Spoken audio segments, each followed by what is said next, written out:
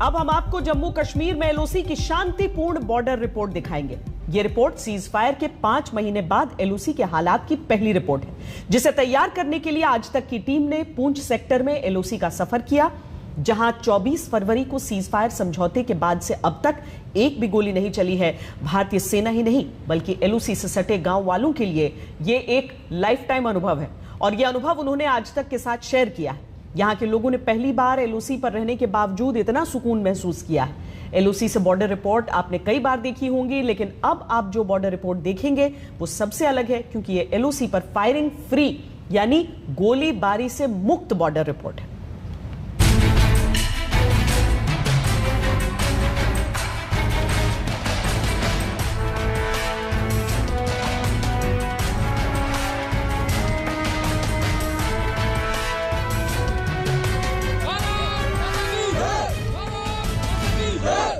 LOC पर cease fire के 100 से ज्यादा दिन बीत चुके हैं और इस दौरान एलओसी पर गोलीबारी की आवाजें खामोश हो चुकी हैं। भारतीय सेना को वक्त मिला है आतंकवादी घुसपैठ को रोकने की अपनी क्षमताओं को बढ़ाने का। आज तक की टीम जब एलओसी पर पहुंची तो भारतीय सैनिक आतंकी घुसपैठ रोधी मिशन की मॉक ड्रिल कर रहे थे, क्योंकि एलओसी पर सीज फायर के बाद आतंकी घुसपैठ में कमी जरूर आई है, लेकिन पूरी तरह खत्म नहीं हुई है। फरवरी से सीज फायर एग्रीमेंट भारत और पाकिस्तान के बीच हुआ है और तब से काफी हद तक शांति बनी रही है लाइन ऑफ कंट्रोल पर। ना पाकिस्तान की तरफ से ना भारत की तरफ से फायरिंग हुई है या शेलिंग हुई है। हालांकि जिस इलाके में हम हैं यहां पर बहुत ज्यादा शेलिंग और फायरिंग हुआ करती थी, लेकिन भारतीय सेना के लिए इन्फिल्ट्रेशन को रोकना अभी भी एक बहुत बड़ा चैलेंज है, एक चुनौती है। और इस वक्त जो हम देख रहे हैं वो एक काउंटर इन्फिल्ट्रेशन पेट्रोल पार्टी है जो कि एक ड्रिल कर रही है, ये अपने आप को पूरी तरह से तैयार रखने के लिए कि कैसे इन्फिल्ट्रेशन को रोका जाए।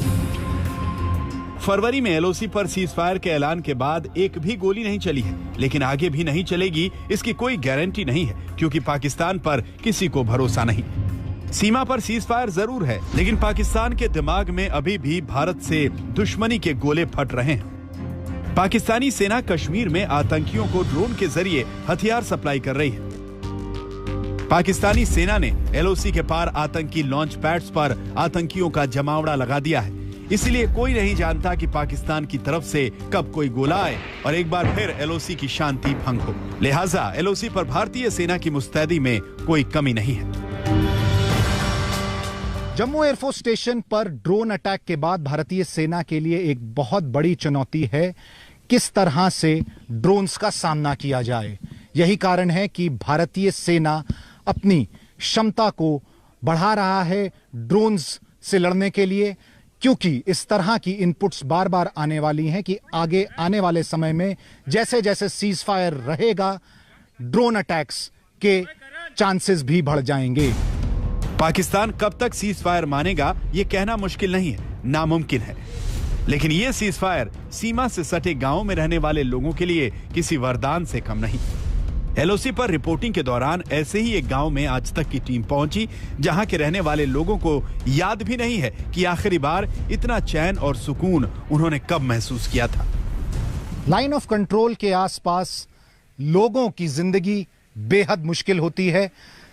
इनके घरों के आसपास, इनके घरों पर सालों से गोले गिरते आए हैं जब भी शेलिंग हुई है। कुछ महीनों में एक राहत जरूर है जब से सीज फायर एग्रीमेंट है, लेकिन अभी भी इनका भविष्य कैसा होने वाला है इनको कोई अंदाजा नहीं है। अभी तो चलो ठीक है, तकरीबन ये जिस टाइम से जंगबंदी हुई है ठीक है, थोड़े आराम से बच्चे भी रह रहे हैं, हम भी रह रहे हैं माल में मवेशी। लेकिन पहले जब जंगबंदी खैर होता था बहुत हमको तकलीफ थी, बच्चे डरते थे, कोई उधर भागता है कोई उधर भागता है, गोला आ गया गोला आ गया। यहाँ जो लोग शहरों के बीच बातें करते हैं बैठकर, तो उनको क्या पता है बॉर्डर की ज़िंदगी कैसी है। बॉर्डर के ऊपर फायरिंग के बीच एक दिन आए तो उनको पता चल जाए कि बॉर्डर किसको बोलते हैं, फौज कैसे कर रही है और सिविलियन कैसे रह रहे हैं। एलओसी पर बसे गांवों का ये चैन, ये सुकून कब तक रहेगा वो खुद नहीं जानते, लेकिन ये उस तूफान के बाद की शांति है जो उन्होंने 2 साल तक लगातार झेला है।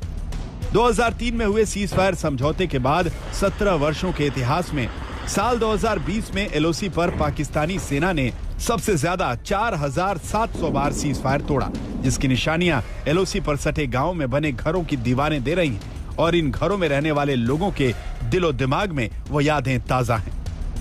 क्या दिक्कतें हैं लोगों की? शेलिंग यहाँ बहुत शेलिंग होती है सर, यहाँ पे है दिक्कत है सर, क्या करेंगे? घरों पे आपके आके भी क्या शेल गिर जाते हैं? गिरते हैं सर, बिल्कुल गिरते हैं सर। यहाँ पे हमारे घरों के आसपास, घरों के ऊपर सर यहाँ पे बहुत दिक्कतें आती हैं। उस टाइम हम फिर ये नहीं सोचते हैं कि हम मरेंगे या जिएंगे या कुछ भी, जिस टाइम शेलिंग शुरू होती है सर, यहाँ पे बहुत दिक्कतें आती है सर। सीज फायर बंकर्स वगैरह भी बने हुए हैं? सीज फायर बंकर सर बने हुए हैं, लेकिन कुछ बने सर, कुछ बने नहीं।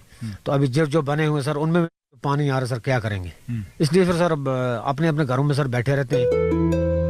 21 साल के शौकत मोहम्मद सेना में पोर्टर का काम करते थे, लेकिन अब नहीं कर पाते क्योंकि पाकिस्तानी सेना की बॉर्डर एक्शन टीम ने घात लगाकर उनकी टीम पर हमला किया। शौकत ने अपनी आंखों से पाकिस्तानी सेना का वो क्रूर चेहरा देखा है जिसमें उनके 2 पोर्टर साथियों की निर्मम हत्या हुई। शौकत, आप पोर्टर का काम करते थे आर्मी के साथ, बताएंगे कि कैसे आपको चोट आई थी, आपके पैर में ये कैसे हुआ?